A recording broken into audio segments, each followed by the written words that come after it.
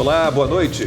Boa noite, seja muito bem-vindo ao Rede TV News. A polícia ouviu as jovens que estavam no barco com um ambientalista conhecido como Ferrugem, encontrado morto numa represa na zona sul de São Paulo no começo do mês. A repórter Estela Freitas está na delegacia e tem as informações ao vivo. Boa noite, Estela. Boa noite, Lacombe. Boa noite a todos. As duas jovens chegaram aqui por volta das 2h30 da tarde. Os depoimentos ainda não acabaram. Devem levar pelo menos mais 1 hora. Mas eu conversei com o delegado titular do caso e ele me disse que ambas mantêm a versão de que a morte de Adolfo Souza Duarte, o Ferrugem, foi um acidente. Segundo elas, ele teria caído na água e desaparecido depois de um solavanco. Ainda de acordo com o delegado, elas passaram de testemunhas a acusadas depois que o documento, o laudo do IML, apontou que a morte foi causada por asfixia mecânica e não por afogamento. Pelas características da marca encontrada no pescoço de Ferrugem, o documento aponta que essa asfixia teria sido causada por um golpe conhecido como mata-leão. E ontem, os outros 2 rapazes que estavam no barco foram interrogados também. Eles afirmaram que ingeriram bebida alcoólica e usaram drogas no dia, mas, assim como elas, mantêm a versão de que tudo foi um acidente. Os 4 suspeitos estão presos temporariamente e o delegado ainda afirmou que na semana que vem será feita a reconstituição do caso. Estela Freitas, ao vivo de São Paulo, para o Rede TV News. Uma mulher trans foi presa, acusada de matar um amigo e assumir a identidade dele. O caso aconteceu em São Bernardo do Campo, no ABC Paulista. Segundo a polícia, a suspeita movimentou cerca de R$1 milhão em bens da vítima. O cúmplice do crime está foragido. Linda, lindo. Só estou aqui para dar uma satisfação. Aconteceu um problema, então agora eu estou pagando por ele.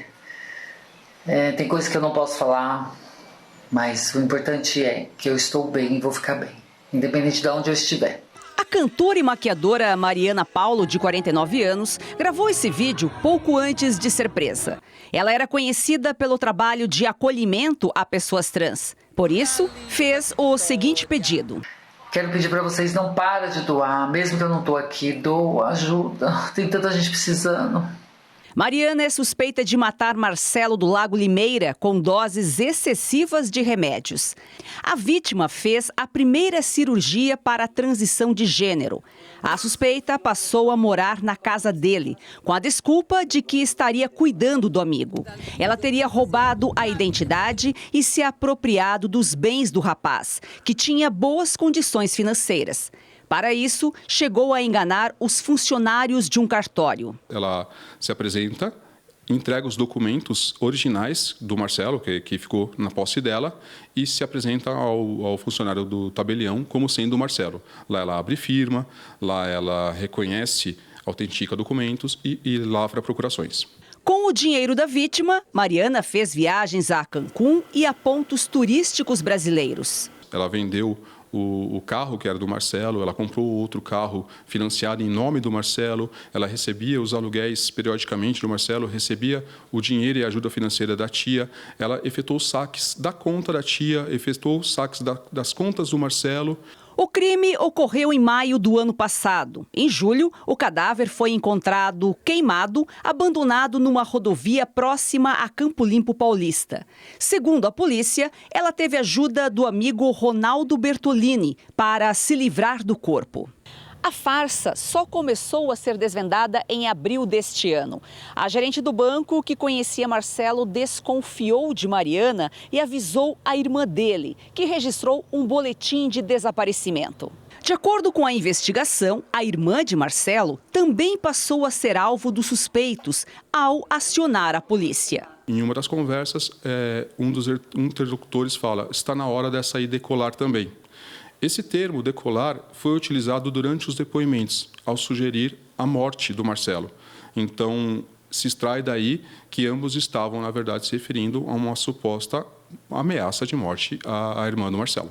Ainda de acordo com as investigações, o motivo do crime seria porque Marcelo, com a mudança de gênero, poderia se tornar uma mulher mais atraente que Mariana. A gente vislumbra ali um ressentimento com relação à vida que o Marcelo tem. O Marcelo tem uma tia que gosta muito dele, tem imóveis, ele é um rapaz bonito e, em uma das conversas, E no depoimento do Ronaldo, menciona-se que um dos ressentimentos da Mariana seria que, ao fazer a transição de gênero, o Marcelo se tornaria uma mulher mais bonita do que a Mariana.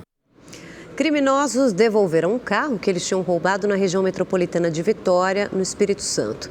No veículo foi encontrado um bilhete com um pedido de desculpas. Os ladrões disseram que não tinham percebido que no carro havia uma cadeira adaptada para uma criança com deficiência. Essa cadeira, que custa cerca de R$17 mil, é usada por um menino com dificuldades motoras provocadas por uma encefalia. No recado, os bandidos ainda informaram que abasteceram o veículo antes de abandoná-lo. A mãe da criança disse que perdoa os ladrões. Em Uberlândia, no Triângulo Mineiro, 2 bandidos ficaram feridos num acidente de trânsito que aconteceu durante uma perseguição policial. A câmera de segurança flagrou o momento em que o carro da dupla passou desgovernado em alta velocidade. O veículo bateu numa árvore e destruiu a fachada de uma casa.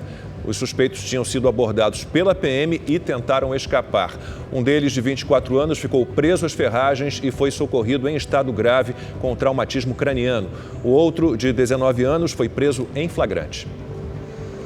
Uma carreta carregada de maconha foi apreendida pela Polícia Rodoviária Federal no município de Três Rios, no Rio de Janeiro. 7 pessoas foram presas. Foi embaixo da carga de madeiras que os policiais encontraram cerca de 7 toneladas de maconha, avaliadas em 15 milhões de reais. A carreta que transportava a droga foi levada para a sede da Polícia Federal ainda de madrugada, mas uma das rodas ficou atolada entre os trilhos do VLT. O resultado foi a interdição do transporte público por quase 1 hora e o descarregamento dos tabletes de maconha ali mesmo. 7 pessoas foram presas em flagrante por tráfico de drogas. O motorista do caminhão e a esposa dele contaram que iriam receber R$10 mil pelo transporte. O terceiro ocupante do caminhão era um integrante de uma facção criminosa e também foi detido. A informação de que um grande carregamento de drogas estava a caminho do Rio foi passada para a Polícia Rodoviária Federal por uma denúncia anônima. Depois de rastrear o trajeto denunciado com câmeras de monitoramento, os agentes conseguiram identificar e parar o caminhão na BR-040, no trecho que corta o sul do estado do Rio. Os informes é de que esse caminhão sairia de Mato Grosso, Rondonópolis, de fato saiu. Foi já comprovado, ele passou pelo Mato Grosso do Sul, onde foi abastecida com essa droga, já com seus batedores, vindo com destino ao Rio de Janeiro. Então eles passaram por São Paulo, já estavam sendo monitorados, tentaram por vezes se desvencilhar da fiscalização policial, mas as equipes já estavam em pronto apoio e com essa verificação em tempo real, onde foi possível fazer a abordagem em 3 dias já no Rio de Janeiro. 3 carros que faziam a escolta da carreta foram apreendidos. As 4 pessoas que estavam nos veículos foram identificadas como integrantes da quadrilha e também foram presas em flagrante. A droga vinha do Paraguai e estava sendo levada para a comunidade Nova Holanda, no Complexo da Maré, em Bom Sucesso, zona norte do Rio. Para a polícia, a rodovia no sul do estado, onde a apreensão foi feita, é uma nova rota usada pelos traficantes. Há menos de uma semana, 1,5 toneladas de maconha foi apreendida no mesmo trecho. Um nigeriano foi preso no aeroporto Santos Dumont, no Rio de Janeiro, transportando mais de 60 quilos de cocaína. A droga estava escondida em 2 malas e foi disfarçada com corantes em embalagens de chocolate, açafrão, gengibre e maca peruana. O material foi identificado pelo raio-x. O destino da droga era a cidade de Lagos, na Nigéria. O passageiro foi levado para a sede da Polícia Federal e vai responder por tráfico internacional de drogas.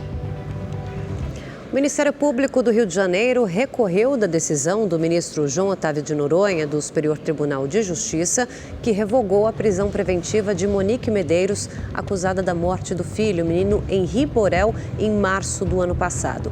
Monique cumpria a prisão no complexo de Bangu e foi colocada em liberdade na segunda-feira.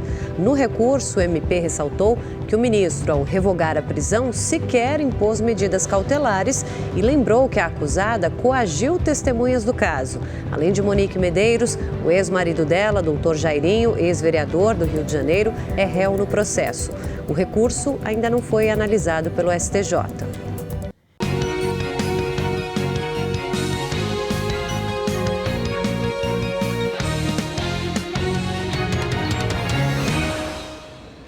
Um levantamento do Instituto Paraná Pesquisas mostra o presidente e candidato à reeleição Jair Bolsonaro e o ex-presidente Lula empatados tecnicamente dentro da margem de erro. Isso na pesquisa em que não são apresentados os nomes dos candidatos. Na simulação do primeiro turno, na pesquisa estimulada, Lula, do PT, aparece com 41,3% das intenções de voto. Jair Bolsonaro, do PL, vem em seguida, com 37,1%. Ambos estão tecnicamente empatados dentro da margem de erro, que é de 2,2 pontos percentuais, para mais ou para menos. No mesmo cenário, Ciro Gomes, do PDT, tem 7,7%. Simone Tebet, do MDB, aparece com 2,4%. Os demais nomes citados pelo eleitor não chegam a 1% cada. Pablo Marçal, do PROS, tem 0,6%. Vera Lúcia, do PSTU, 0,3%. Felipe Dávila, do Novo, e Sofia Manzano, do PCB, ficaram com 0,2%.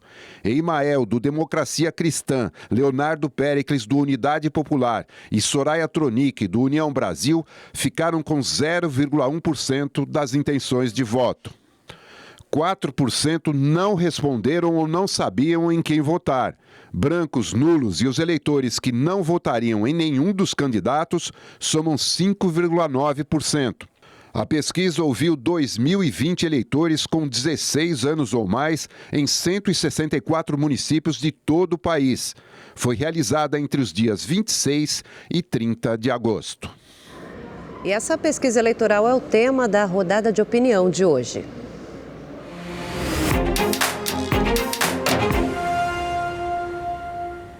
As pesquisas seguem aterrissando e isso sempre acontece com a proximidade do dia da eleição. E já estava claro para a população que Jair Bolsonaro e Lula estão em momentos diferentes. O presidente cresce alavancado pelo bom desempenho da economia e porque está conseguindo lembrar o eleitor do passado de corrupção do PT. Outro detalhe, Lula não aparece nas ruas e tropeça a cada novo discurso. Agora, essa pesquisa do Instituto Paraná tem um dado interessante. 1/3 do eleitorado na espontânea, ou seja, sem ter em mãos uma lista com os nomes dos candidatos, não sabe em quem votar ou não apontou ninguém. São eles que podem decidir a eleição lá na reta final. As pesquisas desta semana não são boas para Jair Bolsonaro. Foram 6 grandes levantamentos e todos indicam estabilidade. A única que mostra o presidente mais bem posicionado, embora ainda atrás de Lula, é a Paraná. E mesmo assim o presidente não cresceu na última semana, apesar da exposição em sabatinas, o debate de domingo e o início da campanha eleitoral.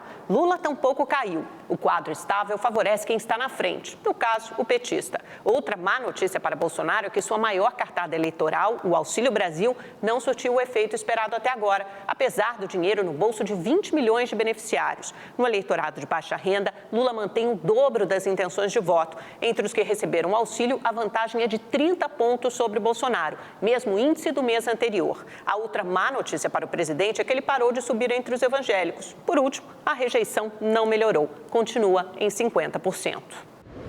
Bom, e amanhã você acompanha aqui no Rede TV News a sabatina com o presidente da República e candidato à reeleição Jair Bolsonaro, do PL. Bolsonaro terá 30 minutos para discutir temas de interesse público como economia, saúde, educação e segurança e apresentar também as principais propostas de governo para os próximos 4 anos, caso reeleito. A entrevista será conduzida pela Érica e por mim. E a Rede TV convidou para as sabatinas os 4 primeiros colocados na pesquisa de opinião pública nacional do Instituto Paraná. As entrevistas serão transmitidas simultaneamente na televisão e nos canais digitais da Rede TV. Bom, vamos ver agora como é que foi o dia dos candidatos à presidência. Jair Bolsonaro, do PL, fez campanha no Paraná. Em Foz do Iguaçu, depois da agenda oficial, o candidato à reeleição parou em uma barraca de caldo de cana e conversou com apoiadores. Depois, o presidente seguiu para Curitiba, onde participou de uma motociata. Bolsonaro também esteve em um ato público pela liberdade e foi a um comício. Todos os dias, quando acordo, faço a minha oração, dobro meus joelhos e antes de rezar o Pai Nosso, eu peço a Deus que o nosso povo não experimente as dores do comunismo. O O candidato à reeleição também participou de um jantar com representantes do agronegócio. Simone Tebet, do MDB, participou de uma reunião com membros do Observatório da Democracia do Parlamento do Mercosul. Estavam presentes representantes da Argentina, Uruguai e Paraguai. O grupo veio ao Brasil para a primeira etapa da missão de observação das eleições no país. A candidata destacou a importância de estreitar laços com os países vizinhos. E nós temos que colocar o Brasil para liderar essa missão.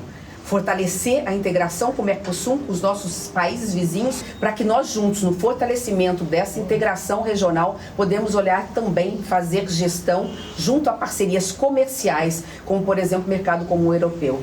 Luiz Inácio Lula da Silva, do PT, cumpriu a agenda em Manaus. O candidato visitou uma fábrica e falou sobre as propostas para gerar empregos. Primeiro, obras na construção civil. Por exemplo, Minha Casa Minha Vida nós vamos retomar. As obras do PAC que foram paralisadas nós vamos retomar. E o Estado vai ter que ter competência de colocar dinheiro para incentivar o empresário a colocar dinheiro. O ex-presidente também participou de um encontro sobre desenvolvimento sustentável e do evento Todos Juntos pelo Amazonas, com 35 entidades e movimentos sociais. Ciro Gomes, do PDT, fez campanha no Rio de Janeiro. Ele participou de uma caminhada pelas ruas da Saara, tradicional área de comércio popular da cidade, ao lado do candidato ao governo do estado pelo PDT, Rodrigo Neves, e outros apoiadores. Para fazer o país voltar a crescer, eu preciso refinanciar a dívida das famílias, porque é do consumo das famílias, portanto o Saara sabe bem disso, que vem 60% do crescimento do PIB estrangulado hoje no Brasil, refinanciar as 6 milhões de empresas brasileiras que estão também constrangidas com a iminência da falência no Serasa, e muitas dessas 6 milhões de empresas estão aqui na nossa Saara. Ciro Gomes também se reuniu com empresários na Federação das Indústrias do Rio de Janeiro e visitou um hospital em Barretos, no interior de São Paulo. Soraya Tronic, do União Brasil, participou do encontro Diálogo com os Presidenciáveis, organizado pela Associação dos Delegados da Polícia Federal em Brasília.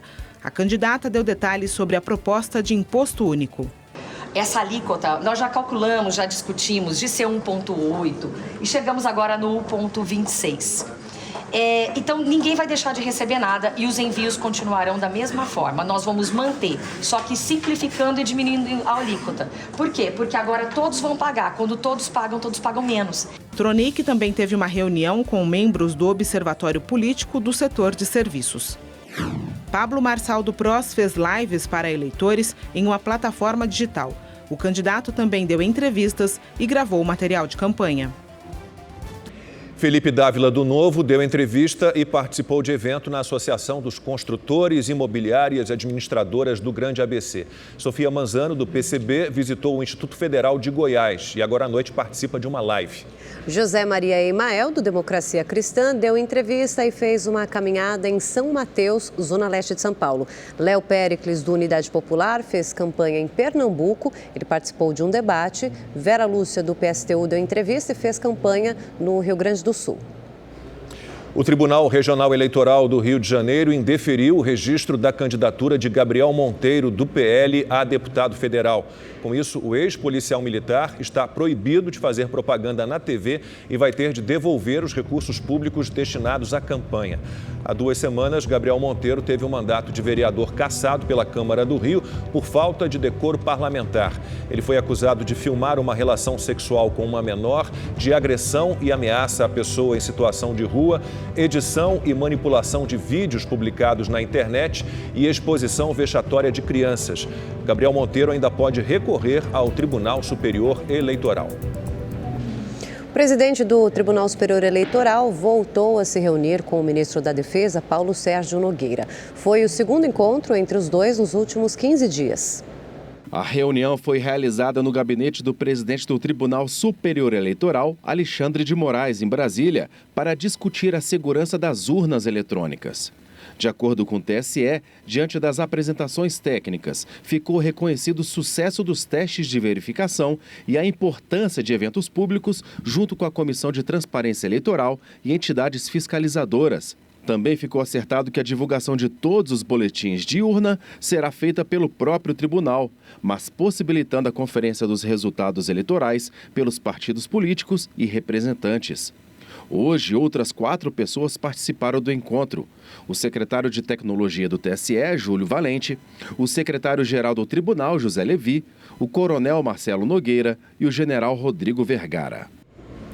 Documentos divulgados pelo Supremo Tribunal Federal sobre a operação contra um grupo de empresários acusados de tramar um golpe de Estado mostram que o ministro Alexandre de Moraes extrapolou o pedido feito pela Polícia Federal. O requerimento dos responsáveis pela investigação não incluía o bloqueio das contas bancárias dos empresários. A decisão assinada pelo ministro Alexandre de Moraes e a representação da Polícia Federal vieram à tona após o ministro suspender o sigilo do inquérito. Pelo documento enviado ao STF, a Polícia Federal pediu apenas a quebra do sigilo telemático dos empresários como medida cumulativa, visando obter informações aptas a fomentar a compreensão do fato como um todo. O texto contém 30 páginas. Em nenhuma delas há o pedido para a quebra do sigilo bancário, nem o bloqueio das contas dos envolvidos. Já na decisão, o ministro Alexandre de Moraes justificou a determinação de bloquear as contas bancárias dos empresários como um argumento de que eles possuem grandes quantias em dinheiro e, segundo o ministro, seria preciso uma reação do Estado para evitar influência econômica na propagação de supostas ideias e ações antidemocráticas. A decisão do ministro Alexandre de Moraes atende, na verdade, a um outro pedido feito por parlamentares. O texto é assinado pelo senador Randolfo Rodrigues, da Rede Sustentabilidade do Amapá. O parlamentar é um dos coordenadores da campanha do ex-presidente Lula, candidato à presidência. Segundo os juristas, parlamentares não têm legitimidade para fazer esse tipo de pedido e Alexandre de Moraes não poderia extrapolar o requerimento da Polícia Federal. A Polícia Federal pediu a busca e apreensão, não pediu nenhum bloqueio e nem a quebra do sigilo telemático e tal. Aí eu acho que o ministro Alexandre não deveria ter determinado. O Poder Judiciário, ele é tido como um poder inerte, ele só age sob provocação. E mesmo para provocar, ainda que tenha um senador, eu li na imprensa que o senador Randolfo pediu, eu li também uma petição de alguns deputados que pedem, inclusive, prisão. Os deputados, os senadores ou qualquer pessoa do povo tem o direito de fazer uma notícia criminis, de noticiar um fato, mas não tem legitimidade para fazer um pedido que afasta uma garantia constitucional, como é o direito à privacidade. Segundo o presidente da Associação Nacional dos Desembargadores, a decisão do ministro Alexandre de Moraes pode anular todo o inquérito porque ele não respeitou o devido processo legal. Se é a denúncia e se o Ministério Público não participou e não requereu, então, assim, é possível, sim, que o Procurador-Geral da República peça o arquivamento desse procedimento. A preocupação sempre de uma norma, de uma decisão emanada dos órgãos, dos tribunais superiores, é o que a gente chama do efeito cascata disso, né? Do efeito que uma decisão dessa lança para todo o sistema de justiça, né? Resumindo, é o exemplo que a gente se preocupa, né? A Receita Federal começou a pagar as restituições do quarto lote do imposto de renda. Serão depositados 6 bilhões de reais para quase 4 milhões e meio de pessoas que vão receber um depósito na conta bancária informada na declaração. A taxa de desemprego no país recuou para 9,1% em julho, agora segundo o IBGE. Esse é o menor índice desde o trimestre encerrado em dezembro de 2015. Ao todo, ainda há quase 10 milhões de desempregados no Brasil. O número de pessoas ocupadas em julho ficou em quase 100 milhões, um recorde na série histórica que começou em 2012.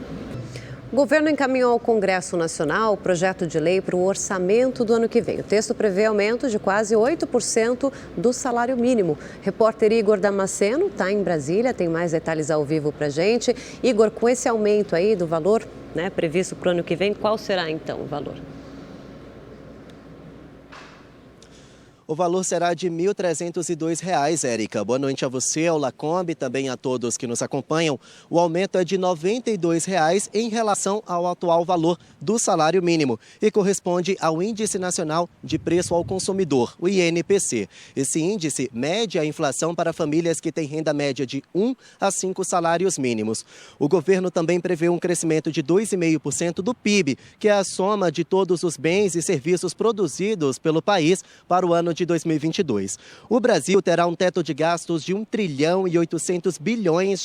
Desse montante, R$ 1,7 bilhões serão para despesas do Executivo. Outros 78 bilhões serão divididos pelos poderes Judiciário e Legislativo. Do dinheiro destinado para o Legislativo, R$ 19 bilhões são para as chamadas emendas impositivas, que devem ser gastas com projetos para as áreas da saúde, cidadania e infraestrutura. A proposta de orçamento também prevê um valor de R$ 405 para o Auxílio Brasil. No entanto, a expectativa é que o governo mantenha os atuais R$ 600. Vamos acompanhar na reportagem. Pela emenda constitucional aprovada pelo Congresso, o Auxílio Brasil no valor de R$ 600 deverá ser pago somente até dezembro. Mas o presidente Jair Bolsonaro afirmou que pretende manter o aumento do benefício no ano que vem. O secretário do Tesouro e Orçamento, Esteves Colnago, confirmou essa intenção. A proposta de orçamento aumentou em mais de 1 milhão o número de famílias que vão receber o benefício.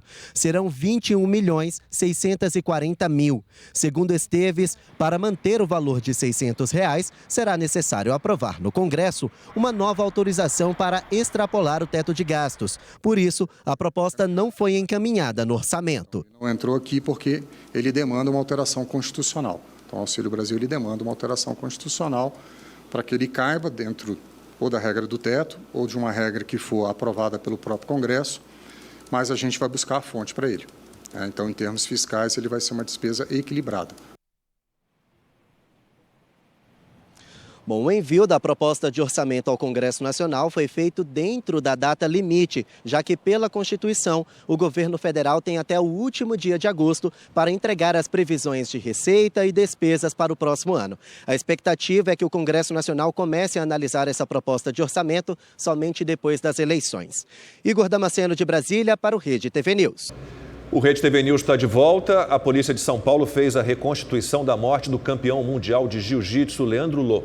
Ele foi baleado por um PM durante um show no começo do mês.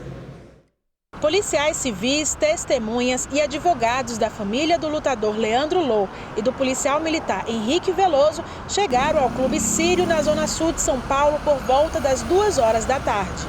A reconstituição foi um pedido da defesa do policial militar Henrique Veloso, responsável pelo disparo que matou o lutador. O militar alega legítima defesa e não esteve presente na ação porque ainda não prestou depoimento. As diferenças são várias. Os depoimentos têm pontos que, num determinado momento, dizem uma coisa, num outro depoimento diz outra coisa. A questão da localização dos personagens,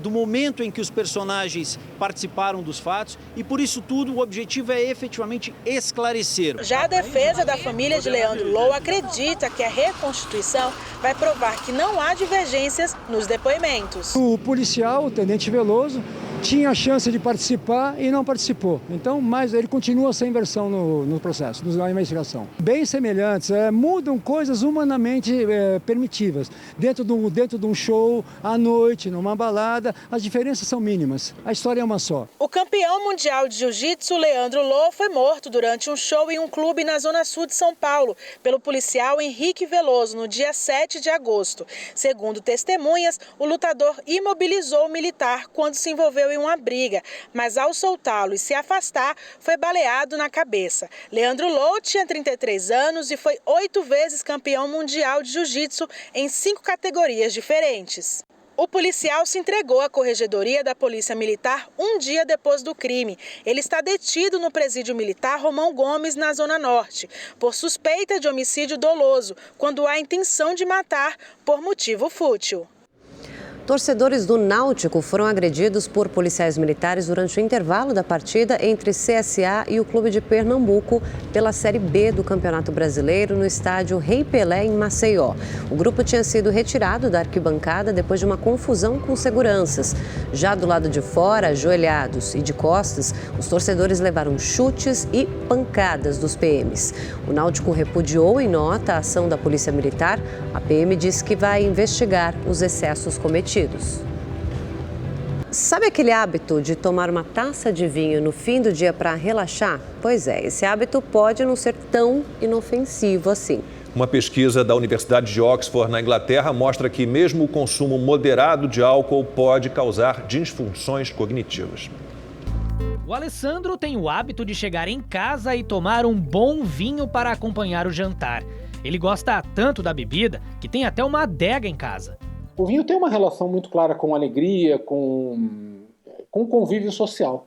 E para mim tem um pouco disso também, né? Além de ser um companheiro de alimento, ele também é um companheiro de caminhada mesmo, né? De bons momentos. Essa forma de aproveitar um momento de felicidade pode se tornar mais um motivo de preocupação.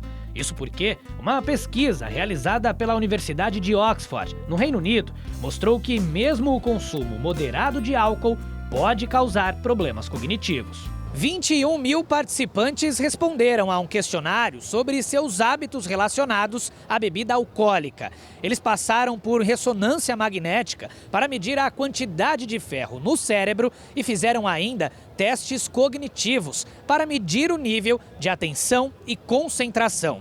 A pesquisa mostrou que consumir o equivalente a 2 taças de 250 ml de vinho por semana é suficiente para afetar a região cerebral responsável por essas atividades. Na prática, isso significa que as pessoas tiveram maior dificuldade para executar tarefas simples do dia a dia, como trabalhar e aprender coisas novas. Para este neurologista, a principal novidade nesse estudo é que ele mostra que o consumo de bebida alcoólica está associado à deposição de ferro no cérebro, o que está diretamente relacionado às disfunções cognitivas. A deposição de ferro no cérebro em quantidades acima de um determinado limiar, ela pode sim causar lesão cerebral e uma clínica, sintomas iguais a de uma síndrome demencial. O álcool no vinho, em grandes quantidades, assim como pode ser o álcool na cerveja, na cachaça, na vodka, ele pode ser tóxico à saúde. O Rede TV News volta amanhã. Boa noite. Boa noite para você e até amanhã.